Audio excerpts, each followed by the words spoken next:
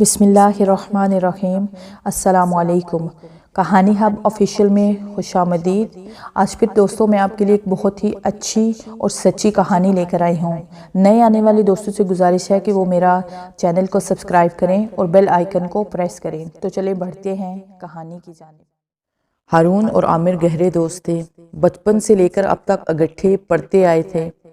دونوں میٹرک کے اسٹوڈنٹ تھے، پڑھائی میں بہت اچھے تھے اور وہ دونوں کرکٹ کے بہت ہی شوقین تھے۔ وہ اکثر شام کے وقت کرکٹ کھیلنے چلے جاتے تھے۔ دونوں ایک ہی محلے میں رہتے تھے۔ ہارون ایک امیر گھرانے سے تعلق رکھتا تھا اور عامر غریب گھر کا لڑکا تھا۔ ایک بات یہ ہے، ہارون کل 4 بہن بھائی تھے، بھائی 2 تھے اور 2 ہی بہنیں تھیں۔ ہارون چھوٹا تھا اور اس کا بڑا بھائی باپ کے ساتھ کام کرتا تھا۔ وہ اپنے باپ کا بزنس سنبھالتا تھا اور اپنی زندگی بڑی خوشی سے گزار رہا تھا۔ ہارون صاحب کی والدہ بھی امیر گھرانے کی عورت تھی اور کافی مذہبی گھرانے کی تھی، اور ہارون کی 2 بہنیں تھیں جو کہ پڑھ رہی تھی۔ ایک 7ویں جماعت میں اور اس سے چھوٹی 5ویں جماعت میں پڑھتی تھی۔ عامر بھائیوں میں سب سے چھوٹا تھا۔ اس کی سب سے بڑی بہن تھی جو کہ اپنے گھر میں خوش تھی۔ عامر کل 7 بہن بھائی تھے۔ عامر کے بھائی پڑھے لکھے ہیں اور مزدوری کرتے ہیں، اور عامر کی ایک بہن ہے جو کہ اپنی ماں کے ساتھ کام کاج کرنے میں ان کا ہاتھ بٹاتی ہے۔ ان دونوں کی دوستی پورے اسکول میں مشہور تھی، جس کی وجہ سے ہر کوئی ان کو عزت کی نظر سے دیکھتا تھا۔ ان دونوں کی ذہانت کی وجہ سے ان کے اساتذہ اپنے شاگردوں پر بہت فخر محسوس کرتے تھے۔ آخر وہ دن بھی آ گیا جس دن کا عامر اور ہارون کو بے چینی سے انتظار تھا۔ آج ان کا پہلا پیپر تھا۔ ادھر عامر اپنے گھر سے ہارون کے پاس پہنچا۔ وہ اسی انتظار میں تھا۔ وہ دونوں اسکول جا پہنچے، پیپر دے کر چلے گئے۔ اب دونوں دوست امتحان سے فارغ تھے۔ ایک دن عامر گھر میں بیٹھا ہوا تھا۔ اس کی امی آئی اور اس کے پاس آ کر بیٹھ گئی اور پوچھا، عامر بیٹا کیا بات ہے، تم پریشان بیٹھے ہو؟ امی جان، میں سوچ رہا ہوں کہ اب میں فارغ ہوں، رزلٹ تو 3 مہینے بعد آئے گا، اس وقت تک میں کوئی کام کر لیتا ہوں۔ اس کی امی نے کہا، ایسی بات دوبارہ مت کرنا، جب تک عامر بیٹا تمہاری پڑھائی ہے تم دل لگا کر پڑھائی کرو اور کام کی نہ سوچو۔ امی یہ بات بھی ٹھیک ہے، میں ایسا ہی کروں گا، اور اب میں ہارون کے گھر جا رہا ہوں اور شام تک واپس آ جاؤں گا۔ ٹھیک ہے جاؤ بیٹا، لیکن جلدی آ جانا۔ پھر عامر چلا گیا اور ہارون کے دروازے پر دستک دی۔ اس کی امی نے دروازہ کھولا۔ آنٹی ہارون گھر پر ہے؟ ہاں بیٹا وہ گھر پر ہی ہے، آ جاؤ اندر۔ وہ ایک طرف کو ہوگی تو وہ اندر چلا گیا۔ ہارون کمپیوٹر پر گیم کھیل رہا تھا۔ ہارون نے جب عامر کو دیکھا تو حیران رہ گیا۔ آج ہمارے گھر آپ؟ ہاں یار، گھر میں بیٹھا بور ہو رہا تھا تو سوچا تم کو جا کر مل لوں۔ ہاں اچھا کیا، میں بھی بور ہو رہا تھا اس لیے گیم کھیلنے لگ پڑا۔ ابھی ہم لوگ باتیں کر رہے تھے کہ کھانا آ گیا، جو کہ ہارون کی امی دے کر چلی گئی تھی۔ یار تم نے تو یہ تکلف کیا ہے، اس کی بھلا کیا ضرورت تھی؟ اس میں تکلف کی کیا بات ہے، یہ سب تمہاری قسمت میں ہے جو تمہیں مل گیا۔ وہ مشہور کہاوت ہے نا، دانے دانے پر لکھا ہے کھانے والے کا نام۔ یہ آپ کے نصیب کا تھا، سو تم کو مل رہا ہے۔ اس کی بات سن کر میں ہنس دیا اور پھر ہم دونوں نے مل کر کھانا کھایا اور کچھ دیر باتوں کے بعد میں اپنے گھر آ گیا۔ دوسرے دن ہارون میرے گھر آیا۔ اس وقت میں بھینس کو چارہ ڈال رہا تھا۔ وہ میرے پاس آ گیا۔ اس نے کہا، عامر صاحب آج ہم نے کرکٹ کھیلنے جانا ہے، میچ کھیلنا ہے اور یہ میچ ہم نے جیتنا ہے۔ دوپہر کا وقت تھا، کھانا کھانے کا ٹائم تھا۔ عامر کی امی دونوں کے لیے کھانا لے آئی۔ آنٹی اس کی کیا ضرورت تھی؟ بیٹا یہ آپ کے مقدر میں تھا، جو چیز جس کے مقدر میں تھی وہ خود بخود اسے مل جاتی ہے۔ یہ کھانا آپ کے مقدر میں تھا۔ پھر ہم نے کھانا کھا لیا اور کرکٹ کھیلنے کے لیے چلے گئے۔ ہارون نے اپنے پاپا کی گاڑی نکالی اور اس پر سوار ہو گئے۔ تھوڑی دیر بعد گراؤنڈ میں پہنچ کے وہاں پر دوسرے لڑکے بھی موجود تھے جو کہ کھیلنے کی پریکٹس کر رہے تھے۔ ہم وہاں گاڑی روکی اور گراؤنڈ میں چلے گئے۔ ہم نے ٹاس جیت کر بیٹنگ کرنے کا فیصلہ کیا۔ میچ 20 اوور کا تھا۔ ہارون نے 70 رنز بنائے، عامر نے 80 بنائے۔ ہماری ٹیم کے کل سکور 225 تھے۔ اب دوسری ٹیم کی باری تھی۔ عامر اور ہارون نے اچھی بولنگ کروائی اور 200 پر ساری ٹیم آؤٹ ہو گئی۔ ہم نے میچ جیت لیا۔ اب شام ہو چکی تھی۔ عامر نے کہا، یار ہارون بھوک بہت زیادہ لگی ہوئی ہے اور دیر کافی ہو چکی ہے، اب کیا کرنا چاہیے؟ ہارون نے کہا، عامر اس میں سوچنے والی کون سی بات ہے، کھانا کسی اچھے سے ہوٹل سے کھا لیں گے۔ اب یہاں سے جانے کی سوچو، میں آپ کی سمجھا نہیں ہوں۔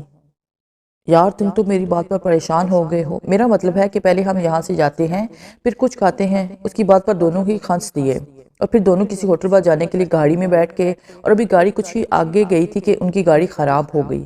ارے یہ کیا ہو گیا، یہ اچانک خراب کیسے ہو گئی؟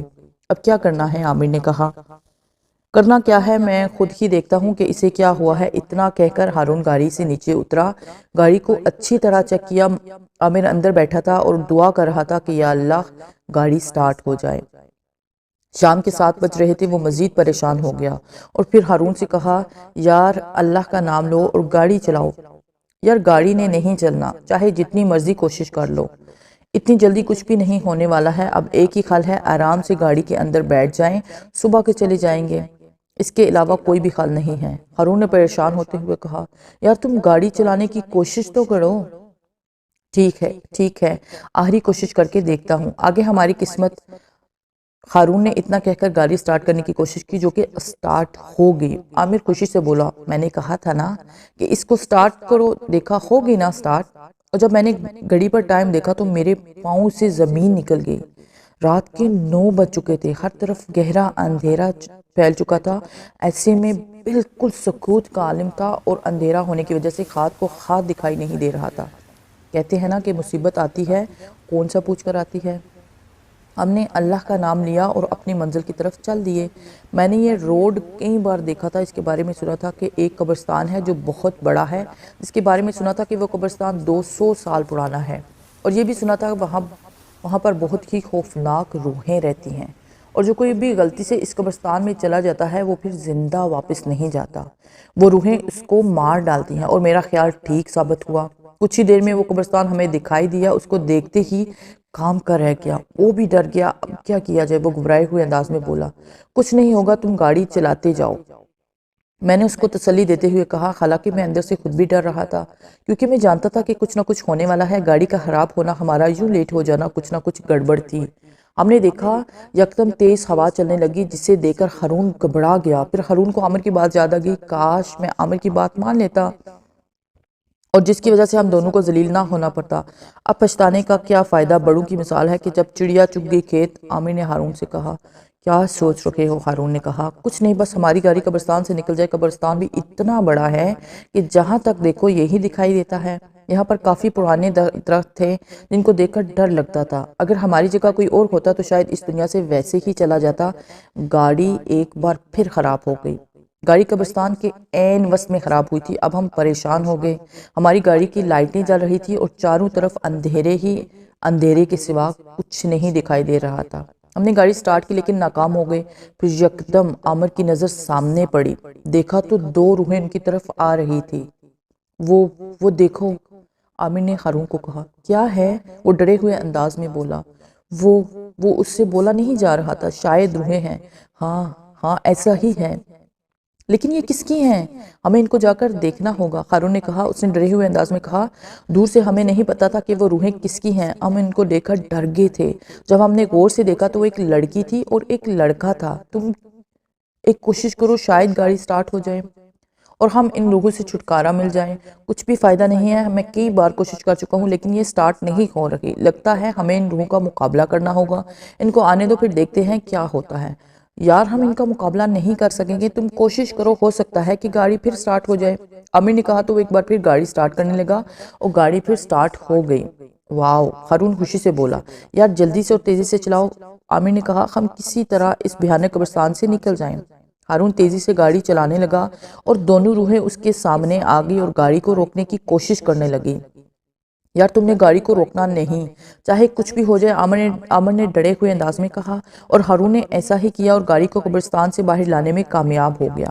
گاڑی قبرستان سے باہر نکلی تو ان دونوں کو سکون سا مل گیا۔ جب ٹائم دیکھا تو رات کا 1 بج رہا تھا۔ اس وقت جو اتنا ٹائم ہوا تھا وہ ہماری اپنی غلطی سے ہوا تھا۔ اب ہم دونوں کو بھوک لگی ہوئی تھی، کھانا ہوٹل میں ہی کھائیں گے، ہارون نے کہا، اور گاڑی کا رخ ایک ہوٹل کی طرف موڑ دیا اور ہوٹل کے سامنے گاڑی جا کر روک دی۔ ہم نے وہاں کھانا کھایا اور پھر گھر کا رخ کیا۔ جب ہارون گھر پہنچا تو اس کی امی نے دروازہ کھولا۔ کہاں تھے تم؟ اتنی رات بیت گئی ہے، تمہاری کوئی بھی خبر نہیں ہے، ہم سب لوگ تمہاری وجہ سے اتنے پریشان تھے۔ امی جان، ہم میچ کھیلنے گئے تھے لیکن اتنے لیٹ ہو گئے، مجھے اب نیند آ رہی ہے، میں سونا چاہتا ہوں۔ ہارون اتنا کہہ کر اپنے کمرے میں چلا گیا۔ ہارون سو گیا۔ صبح اس کی امی نے جگایا، اٹھو بیٹا، کیا آج سارا دن سونے کا ہی ارادہ ہے؟ ماں نے پیار سے پوچھا۔ نہیں امی جان، ایسی تو کوئی بات نہیں ہے، بس زوروں کی نیند آئی ہوئی تھی، ہارون نے آنکھیں ملتے ہوئے کہا۔ جلدی اٹھو، کھانا تیار ہے۔ یہ بات کہہ کر ہارون کی امی کمرے سے باہر چلی گئی۔ ہارون اٹھا اور ہاتھ منہ دھو کر کھانا کھانے چلا گیا۔ پھر کچھ دنوں کے بعد ہارون اور عامر کا میٹرک کا رزلٹ آ گیا۔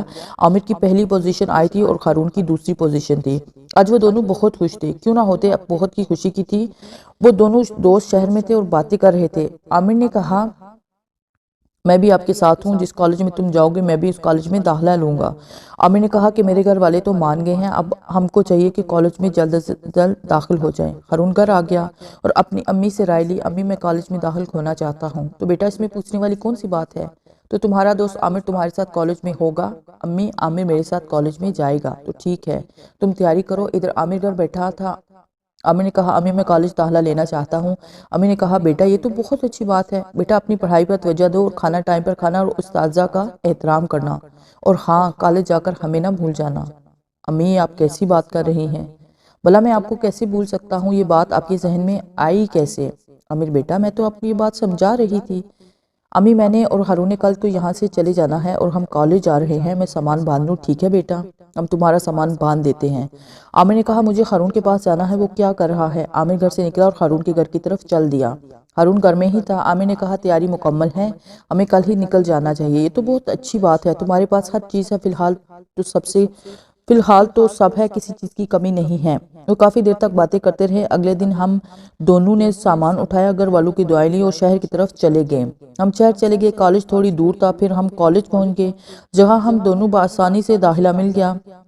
آج ہمارا پہلا دن تھا۔ عامر اپنے ڈیسک پر اکیلا بیٹھا تھا، یہاں پر لڑکے اور لڑکیاں اکٹھے پڑھتے تھے۔ عامر نے دیکھا کہ ایک بہت ہی خوبصورت لڑکی کالج میں آئی جو دیکھنے میں بہت ہی خوبصورت لگ رہی تھی۔ اس کے لمبے بال تھے، ہرنی جیسی چال تھی، گلابی ہونٹ تھے، ایسے جیسے وہ جنت کی حور لگ رہی تھی۔ عامر نے اسے دیکھا تو وہ اسے پہلی ہی نظر میں، پہلی ہی ملاقات میں دل دے بیٹھا۔ دل کیوں دیتا، وہ لڑکی تھی ہی اتنی خوبصورت۔ اتفاق سے وہ لڑکی عامر کے ساتھ ہی بیٹھی تھی۔ عامر بہت خوش ہوا کہ وہ جس لڑکی کو چاہتا ہے وہ اس کے پاس ہی بیٹھی ہے۔ وہ سوچنے لگا کہ میں اس سے اس کا نام پوچھتا ہوں، لیکن پھر اس کو خیال آیا کہ کہیں وہ برا ہی نہ مان جائے، لیکن وہ نہ رہ سکا اور اس لڑکی سے سلام کر دیا۔ لڑکی نے جواب اچھے انداز میں دیا۔ اس کا انداز دیکھ کر وہ سوچنے لگا کہ کام بن سکتا ہے۔ تب اس نے اس کا نام پوچھ لیا۔ جی میرا نام آسیہ ہے، مگر یہ آپ کیوں پوچھ رہے ہیں؟ عامر نے کہا ویسے ہی پوچھ رہا تھا۔ آسیہ نے کہا تمہارا نام کیا ہے؟ میرا نام عامر ہے۔ عامر میٹرک میں کتنے نمبر لیے تھے؟ جی میں نے میٹرک میں فرسٹ پوزیشن لی ہے۔ واو، یہ تو بہت ہی اچھی بات ہے، آپ ویسے بھی مجھے بہت ذہین لگتے ہیں۔ یہ شکریہ، لیکن آپ نے کتنے نمبر لیے تھے؟ میرے نمبر بہت ہی کم آئے تھے۔ پھر بھی کتنے؟ عامر نے پوچھا۔ اس نے نمبر بتائے تو عامر نے کہا میں آپ کو پڑھا دیا کروں گا۔ ویری گڈ، وہ خوش ہوتے ہوئے بولی۔ کالج میں چھٹی ہوگی۔ عامر اور ہارون اپنے کمرے میں بیٹھے ہوئے تھے۔ ہارون نے عامر کو کہا عامر صاحب وہ لڑکی کون تھی جس کے ساتھ تم آہستہ آہستہ باتیں کر رہے تھے؟ کون سی لڑکی؟ عامر نے بات کو چھپاتے ہوئے کہا اتنے بچے بھی نہ بنو، بتاؤ وہ لڑکی کون تھی جو تمہارے ساتھ بیٹھی تھی؟ وہ دراصل وہ میری کلاس فیلو ہے، ہم ایک دوسرے سے باتیں کر رہے تھے، وہ بہت ہی اچھی لڑکی ہے۔ ہارون نے کہا پہلی ہی ملاقات میں کہہ دیا کہ وہ اچھی لڑکی ہے۔ چلو چھوڑو ان باتوں کو، اپنا سبق یاد کرو جو ہم نے کل کو اپنے پروفیسر کو سنانا ہے۔ چلو جلدی کرو، ویسے بھی ہم اپنے گھر سے پڑھنے کے لیے آئے ہیں، لہٰذا ہم کو پڑھنا چاہیے۔ پھر ہارون نے کہا چلو کھانا کھانے چلیں، ویسے بھی مجھے بہت بھوک لگی ہوئی ہے۔ وہ دونوں کمرے سے باہر نکل گئے اور ایک ہوٹل کی طرف چل دیے۔ وہاں ایک سیٹ پر بیٹھ کے پھر وہاں پر بیٹھ کر کھانا کھایا اور کمرے میں آ گئے اور پھر سو گئے۔ صبح 7 بجے اٹھے، کپڑے بدلے، کھانا کھایا اور کالج چلے گئے۔ اصل میں وہ دونوں ہوٹل میں رہتے تھے اور وہ کالج میں پہنچ کے عامر اپنی سیٹ پر بیٹھ گیا۔ آسیہ ابھی تک نہیں آئی تھی، پھر تھوڑی دیر بعد آسیہ بھی آ گئی اور عامر کے ساتھ ہی بیٹھ گئی۔ عامر کو اس کو دیکھ کر اس کی جان میں جان آئی۔ عامر صاحب کیسے ہیں آپ؟ جی ٹھیک ہوں، آپ کی کمی محسوس کر رہا تھا۔ وہ کس خوشی میں؟ اس لیے کہ آپ میری کلاس فیلو ہیں اور میں چاہتا ہوں کہ آپ خوب پڑھو تاکہ آپ FSC میں فرسٹ پوزیشن لے سکو۔ عامر تم بہت ہی اچھے انسان ہو، ویسے آپ کے پاپا کیا کرتے ہیں؟ وہ مزدوری کرتے ہیں۔ اور پھر اس نے اپنی کہانی سنا دی، جس کو سن کر وہ بہت دکھی ہوئی اور اس کی آنکھوں میں آنسو آ گئے۔ عامر تمہاری کہانی بہت دکھی ہے، تمہارے بھائی پڑھے لکھے ہیں اور مزدوری کرتے ہیں، میرے پاپا فیکٹری میں کام کرتے ہیں۔ میں آپ کے بھائی کے کام کی بات کروں گی، اگر تم میرا یہ کام کر دو میں تمہارا یہ احسان زندگی بھر نہیں بھولوں گا۔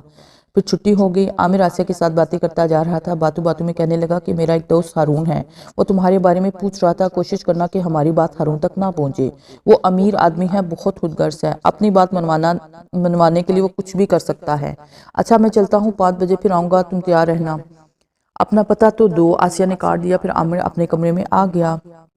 عامر نے کپڑے بدلے، فریش ہو کر کھانا کھایا اور اپنا پڑھنے لگا۔ اب میری پڑھائی ختم ہوئی، ٹائم دیکھا تو 4:30 بجے تھے۔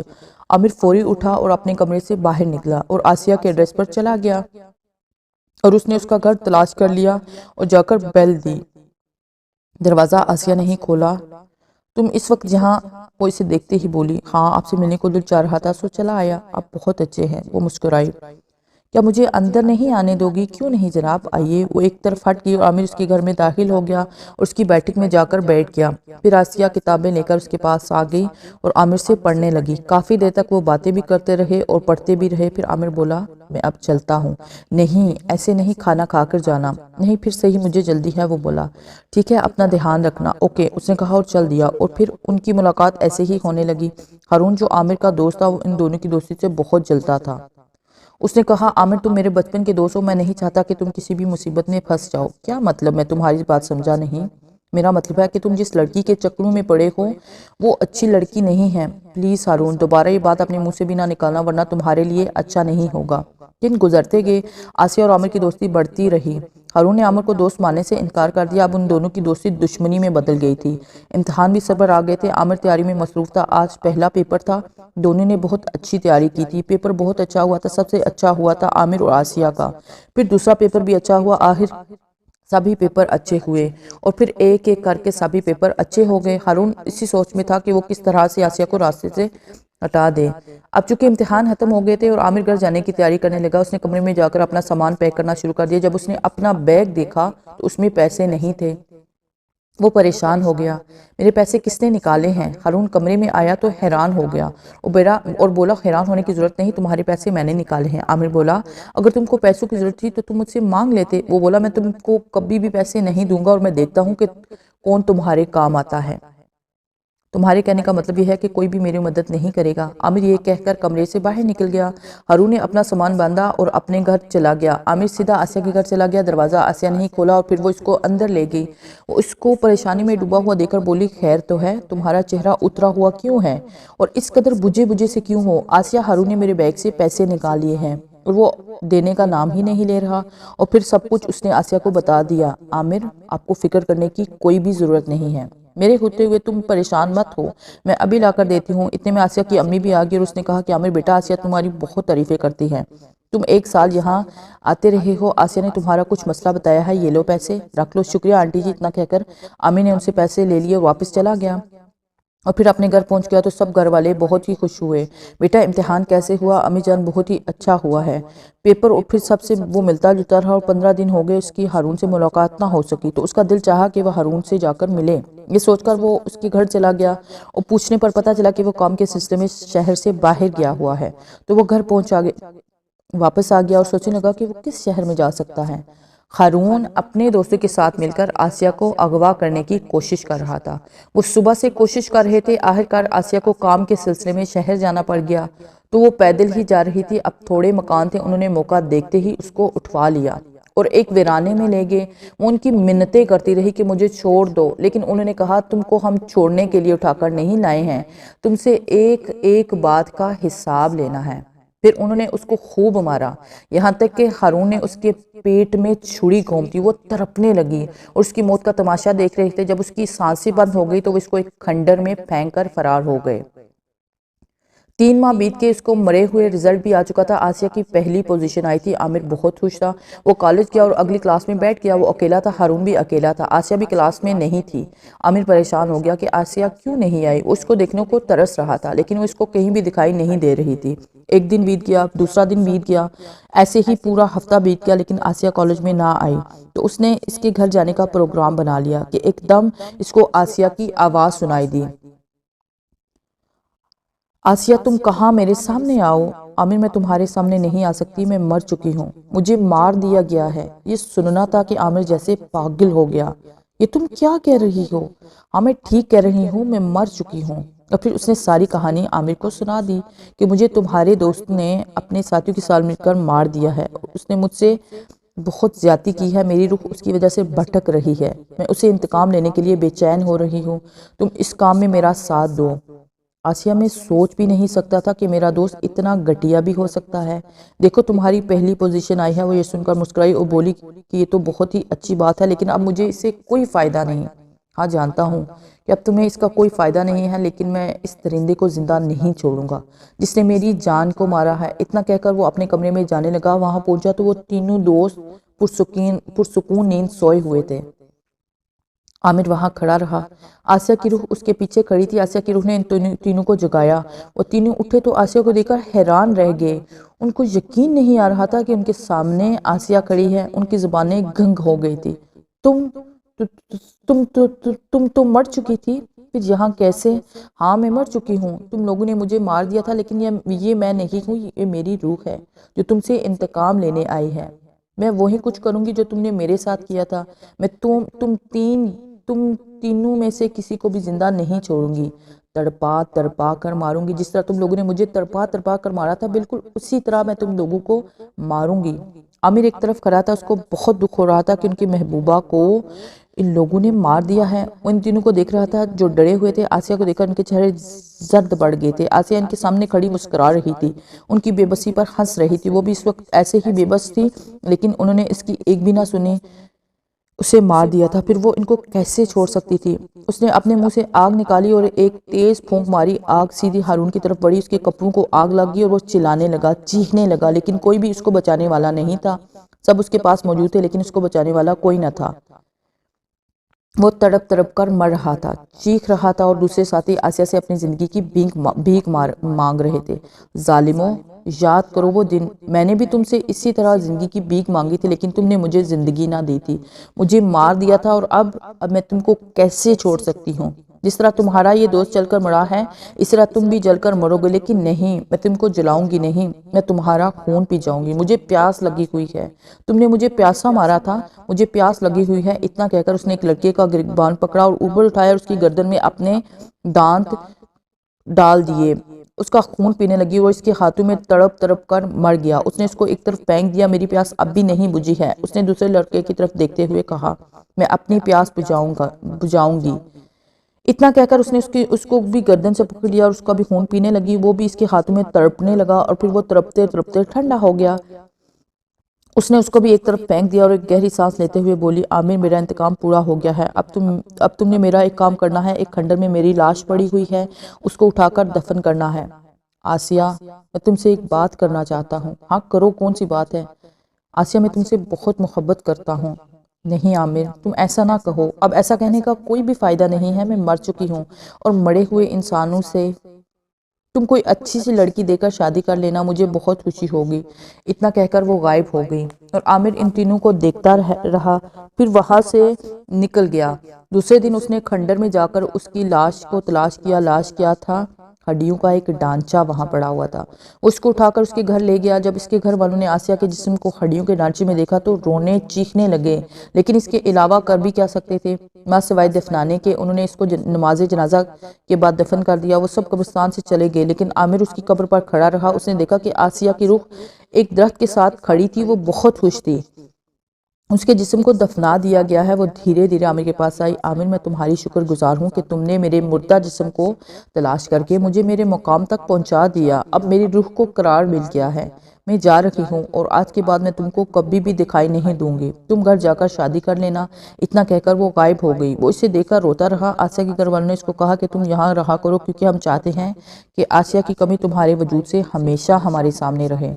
وہ ان کے گھر میں رہنے لگا۔ پھر اس نے FA بھی کر لیا۔ اس بار پھر اس کی پہلی پوزیشن آئی تھی، اور آسیہ کے پپا نے اس کو سرکاری نوکری پر لگوا دیا، اور 1 سال بعد اس کی شادی کر دی۔ عامر اپنے گھر نہیں گیا تھا، اور نہ ہی اس نے اپنی شادی پر کسی گھر والے کو بلایا تھا۔